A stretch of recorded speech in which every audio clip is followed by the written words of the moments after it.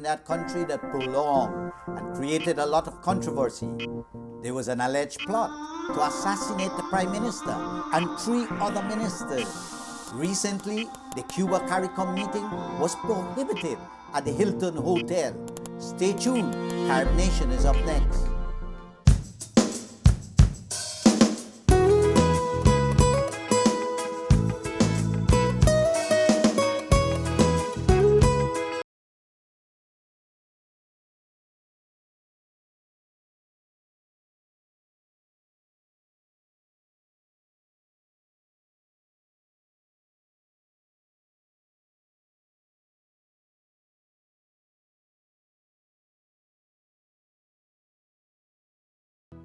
Today on Carib Nation, we will be discussing the Republic of Trinidad and Tobago. It has been alleged that there has been a plot to assassinate the Prime Minister and 3 other ministers in that country, a prolonged state of emergency. And recently, when Raul Castro, the president of Cuba, went to Port of Spain to hold a meeting with CARICOM, he was prohibited with his delegation to stay at the Hilton Hotel. We are now, Carib Nation, at the Embassy of Trinidad and Tobago in Washington, D.C.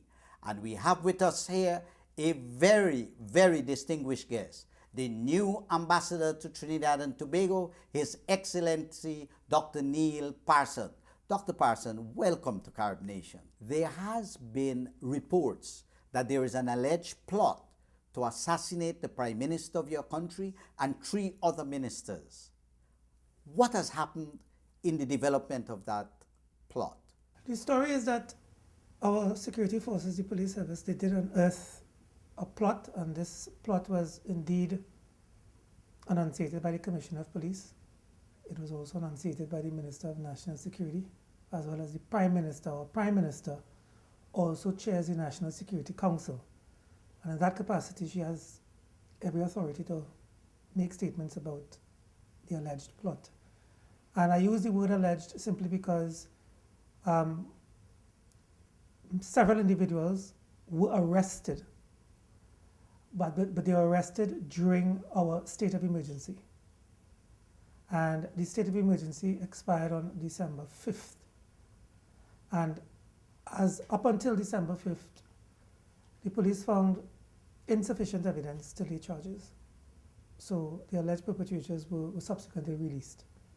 But in terms of a plot, all the facts were clearly circulated in the public domain. They did find evidence of the equivalent of training grounds. They found the evidence of the logistics in terms of how it would have been conducted. And it's not just the Honorable Prime Minister. It was also 3 members of a cabinet. And this was explained to the public, and progress reports were given as events unfolded with respect to the details of that plot. So, Ambassador, you said the state of emergency. Sure. That is another issue that has preoccupied TNT nationals outside of TNT, and also the Caribbean and other people. Sure. Why did you have a state of emergency? Why did it last so long? What did you achieve by it? Is it about crime? Is it about drugs? Is it about terrorism? It's the former 2. Trinidad and Tobago, I think it's common knowledge that we were grappling with the challenges of crime, criminality, and violence. And a state of emergency was declared on August 21st. A couple of weeks before that, the government was successful in having a drug bust, where they seized about $22 million worth of drugs. It was further learned that the origin of these drugs came from Colombia, with some Mexican connections, and it was to be transited through Trinidad and Tobago, involving several gangs. Fearing retributive actions by the drug lords and the drug gangs, the Prime Minister also advised to declare a state of emergency. So on the 21st, Sunday the 21st, it took effect, and it lasted constitutionally for 15 days, after which time they needed to go to Parliament, and it was subsequently extended up until the 5th of December. Was it a success? Absolutely so. Absolutely so. Thousands of persons were arrested. Hundreds of known gang members were arrested. over 12 to 13,000 pieces of ammunition were seized, and guns, hundreds of guns were removed from the streets, and many outstanding warrants were successfully executed and subsequently jailed. Our murder rate fell precipitously during that period. And the challenge has always been, and would continue to be, after you have mounted the tiger and you subsequently try to dismount the tiger, how do you deal with the challenges ahead? As at today, there was a slight increase in the murder rate vis-a-vis during the state of emergency, and our security forces are doing whatever they can to alleviate that situation. Now, Trinidad and Tobago, like all the other islands, states in the Caribbean, are small. And for them to practice, to execute a foreign policy independent of a superpower like the United States is very difficult. But Trinidad and Tobago, together with the two other countries, came together years ago and broke the embargo against Cuba and developed diplomatic relations. And since then, for nearly 30 years, Cuba and CARICOM countries, the Caribbean Community countries, have had very good relations. Sure. Recently, there was a meeting between Cuba and CARICOM in Trinidad and Tobago at the Hilton Hotel.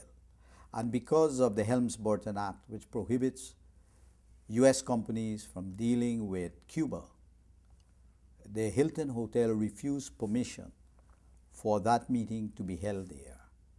And subsequently, the Prime Minister of TNT, as you are aware, had to hurriedly have an alternative venue.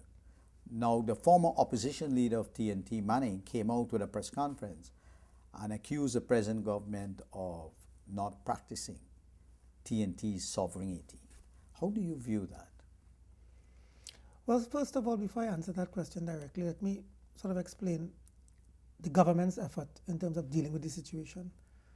When it was known that this CARICOM Cuba summit was taking place at the Hilton, rightfully so, requested a license.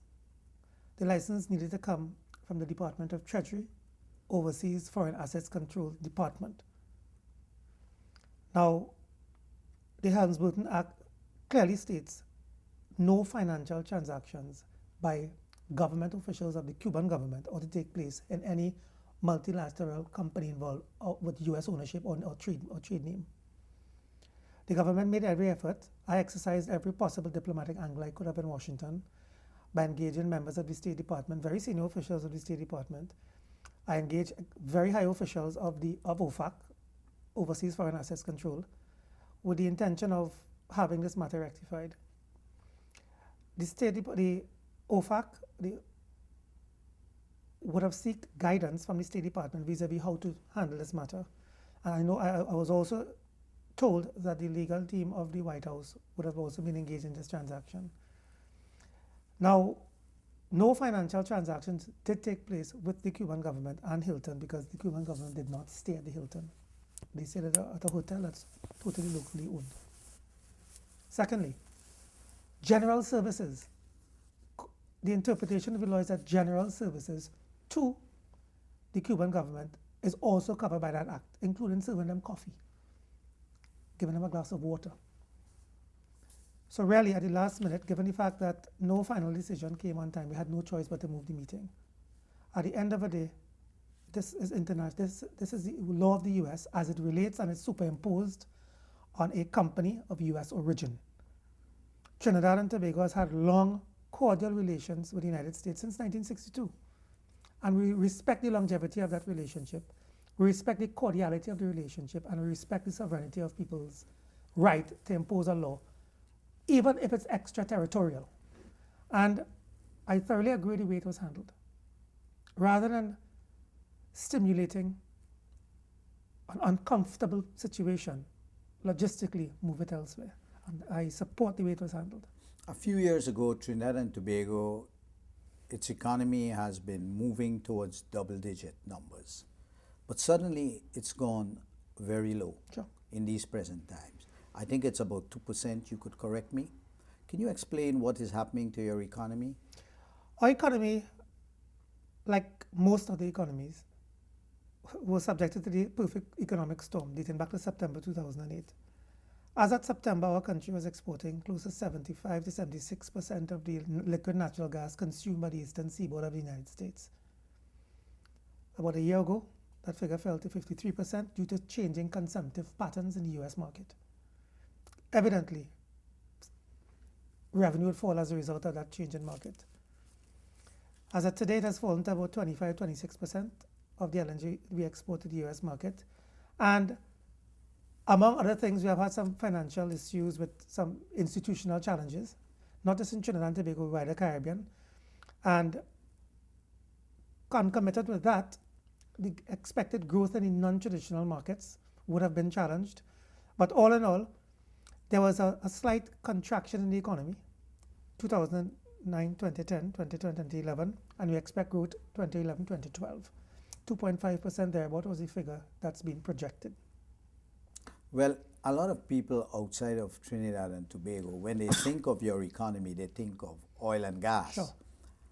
But a significant percentage of your GDP has to do with ethanol, has to do with liquefied gas, has to do with steel. But a lot of people outside does not know about the existence of Point Lisa's industrial estate, where all of these things are concentrated. Sure. As a matter of fact, I accompanied Fidel Castro on a tour years ago of that Point Lisa's industrial estate. Can you tell us a bit about Plibdeco and what it does in your economy and what is it as an industrial estate? Plibdeco, for the sake of your viewership, it's an acronym for Point Lisa's Industrial Development Company. And it is what it exactly says it is. It's an industrial estate with a port. Plibdeco ideally refers to the port area. And there are about 103 companies operating in Plibdeco on the industrial estate side. 300. And these companies would do from liquid natural, it's mainly energy-based industries. And for the sake of the viewership, Trinidad holds a very proud record of being one of the world's largest exporters of urea, largest exporter of methanol, largest exporter of ammonia. We do liquid natural gas. And the port in itself represents the actual gateway to the Americas, as we like to put it. It gives us south-south access to all of South America. A lot of our North American cargoes come through that port. Far East cargoes come through that port. And the port is capable of handling both dry and liquid bulk, broken bulk, dry goods, and I believe there are about 6 berths on the port that are all deep water. And you're absolutely correct. It is tagged the gateway to the Americas because it is just that. We do a lot of breakage of cargoes there and then sell it up to CARICOM. And it's actually the second port in Trinidad and Tobago outside of the port of Port of Spain. There are also some smaller ancillary support services, but it's an industrial estate that we're extremely proud of. It's really, if I'm to parallel it with the human body, it's the literal heart of our economy. That's where the activities take place. And for the sake of your viewers, it is certainly worth Googling Plibdeco and understanding the vital importance of that to our economy, not just Trinidad and Tobago, but the wider Caribbean economy, because it does represent the gate in and out of CARICOM as well. Well, I was always, while in Washington, I feel that is one of Trinidad and Tobago's secret. I have had the privilege to work with Plibdeco, so I know how exciting that is. Absolutely. Regarding your liquefied gas, we have observed recently that the China Investment Corporation has just bought 10% of your liquefied gas, and there's a lot of talk about China is a great power now, great economic power, and penetrating Latin America and the Caribbean. How do you view the penetration of China into your gas market, into your oil markets, and so forth in TNT? China, you're absolutely correct. It's a very consumptive, highly productive economy, and they need as much energy to fuel that productivity as they can. And given the decline in sales in the US energy market, Trinidad and Tobago was certainly forced to look at alternative non-traditional markets, China being one. We also engage a lot of shipments to Puerto Rico, Dominican Republic, Brazil, Spain, now China. And any investment to recapitalize an industry that requires further growth would be welcomed by our economy. And China, I would suspect, via observation, has been doing a very similar exercise in several of the Caribbean islands. You know, getting there and looking at capital projects in terms of stadiums, infrastructure development, even port facilities in some of these smaller countries, tourism products. They're doing a huge project, a $400 million US project in Bahamas that I understand is on the verge of completion. And it's almost the equivalent, if I may choose a verb very carefully, a recolonization, as you may, in terms of the investment opportunities of both products, services, and their people. But you don't mean recolonization in the bad sense. Absolutely not. In the sense that you mean development. Development and putting their tentacles out there to assist changing patterns in the way the global community is being colonized.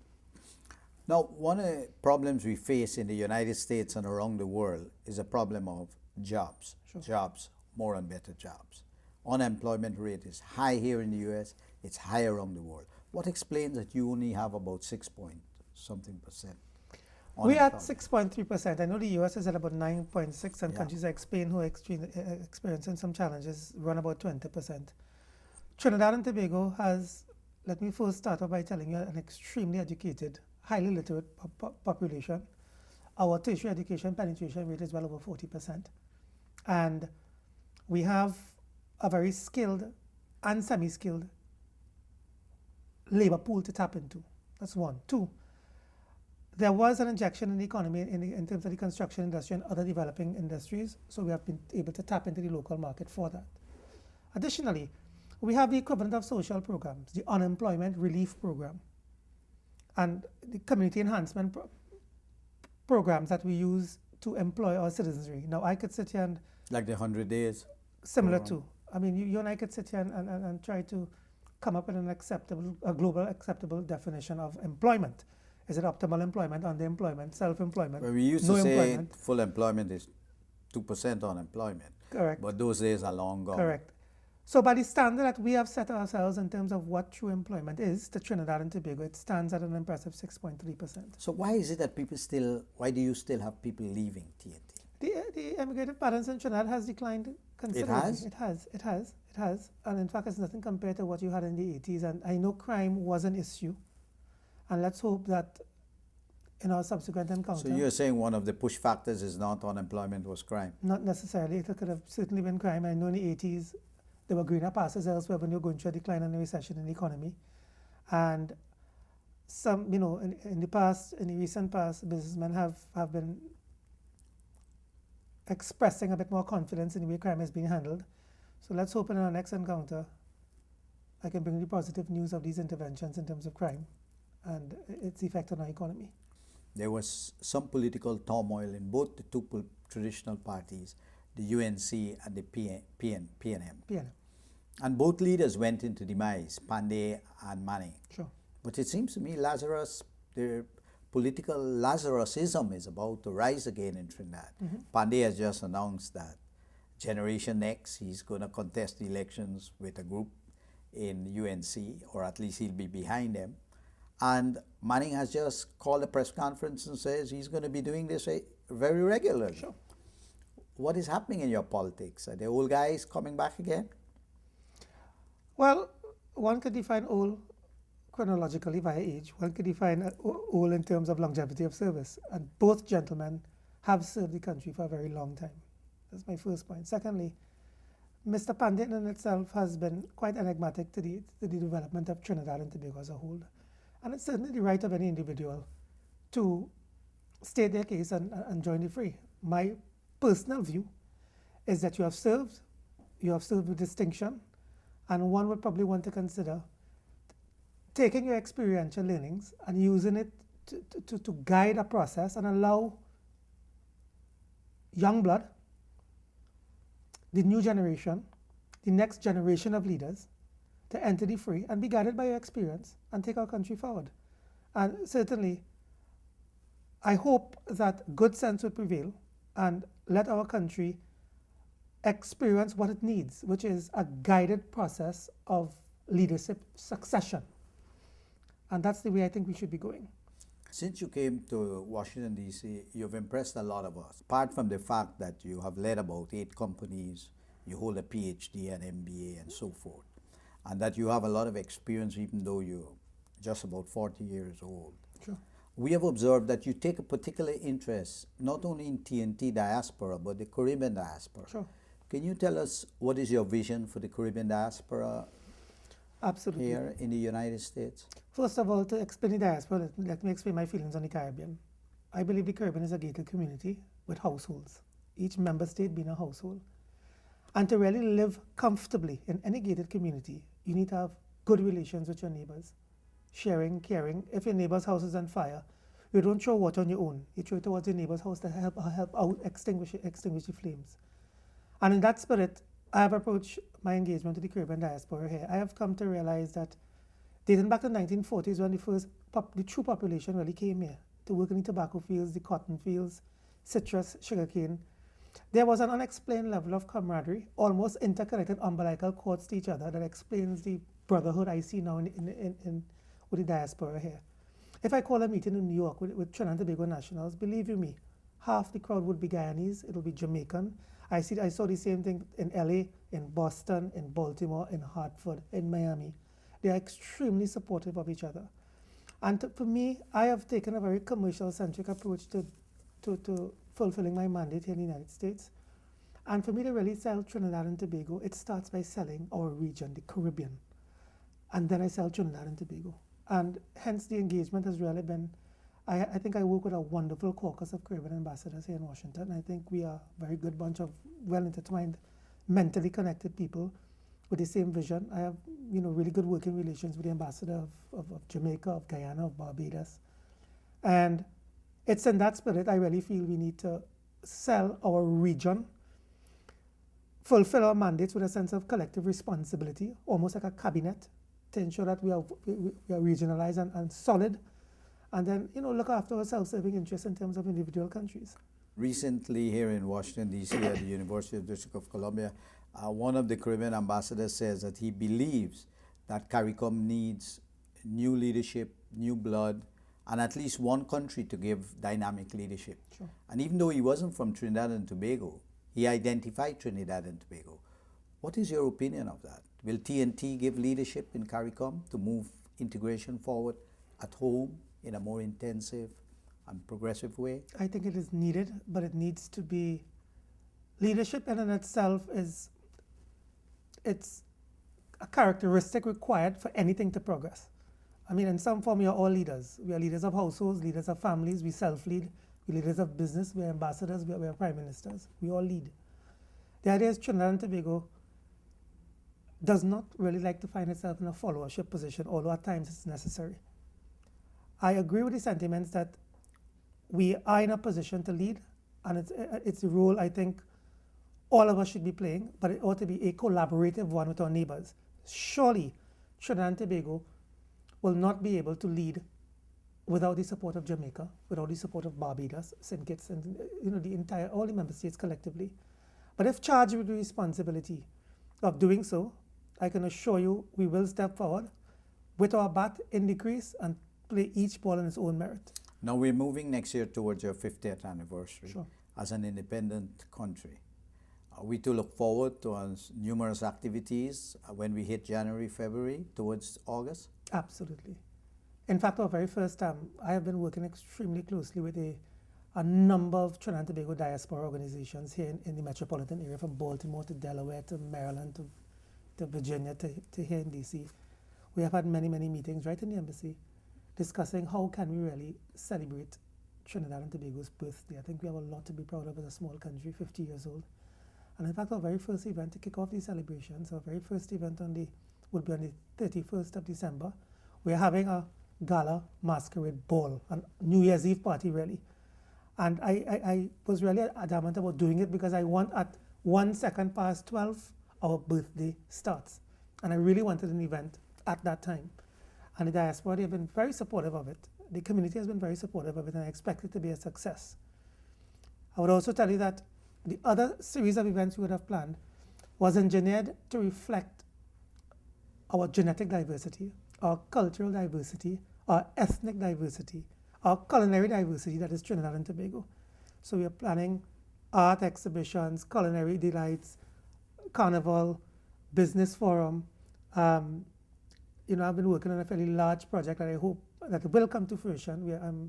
I have an ambitious project that's trying to bring the National Steel Pan Orchestra of Trinidad and Tobago here in DC, and I've been speaking to the very highest officials of the Kennedy Center, as well as the National Symphonic Orchestra, because I really want to see them. I want to see steel pan next to the percussion instrument of the National Symphonic Orchestra. I've been engaging the mayor's office in New Orleans because I want to bring in jazz in that, because I really want to create a hybrid form of music to allow our national instrument, steel pan, of which we are so proud, to be really integrated into the global arena of symphony and jazz. And I think if it makes its mark in those areas, it is internationally marketable subsequently. Ambassador, on behalf of Carib Nation, I'd like to thank you for having us here at the Embassy of the Republic of Trinidad and Tobago in Washington, D.C. But I'd like you to know also that University of District of Columbia here in D.C. has one of the best jazz bands. Oh, And I would excellent. love to be able to introduce you to make that connection. Absolutely, fully supported. And in fact, if we could use local talent, especially youth, I'm very keen on having youth involved in this project, because I feel very high exposure at a very young age. It's an absolute recipe for their own success. And it's something that, in fact, the youth I've been approaching in New Orleans are actually orphans from Katrina. And I actually want to give them the opportunity to come and Yeah, be we could exposed. combine it. Absolutely. And I'd like you to know that our executive producer of Carib Nation, Larry Sinders, Yes, his daughter, his only child, yes. she's playing the pan. Excellent. She's playing the pan. Our mother is from TNT too. So Well, we'll certainly- introduce you I to will her at certainly some have to- point. Certainly have to engage Larry on that. Thank you again. It's a pleasure. Thank you. Carib Nation is very happy to have discussed Trinidad and Tobago today, because these are issues: crime, assassination plots, foreign relations with Cuba are all issues that are topical today. Now, Trinidad and Tobago is doing very well economically, considering the state of the economy in the world today. They are going through and navigating difficult seas with turbulence like any other country. But they are holding together, even though they are a small nation state. They are rich, they are small, but they are wealthy.